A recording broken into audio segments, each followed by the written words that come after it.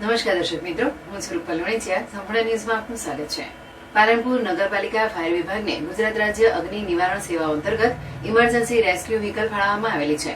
આ વ્હીકલમાં તમામ પ્રકારની સુવિધાઓ જેવી કે આગ, પૂર, અકસ્માત સહિતની હોનારતમાં બચાવ કામગીરી માટેના તમામ સાધનોને એક જ વ્હીલમાં સમાવેશ કરવામાં આવ્યો છે, જેના થકી આગામી સમયમાં ચોમાસાને ધ્યાનમાં લઈને તમામ સાધનોને ચકાસણી કરી કોઈ હોનારત સર્જાય તો તેને પહોંચી વળવા માટે તમામ તૈયારીઓ કરી દેવામાં આવી છે. તેમજ સમયાંતરે વ્હીકલ ઉપલબ્ધ સાધનોની પણ સાર સંભાળ લઈ ચકાસણી કરવામાં આવતી હોવાનું ફાયર વિભાગના અધિકારી પ્રદીપભાઈ બારોટે જણાવ્યું હતું.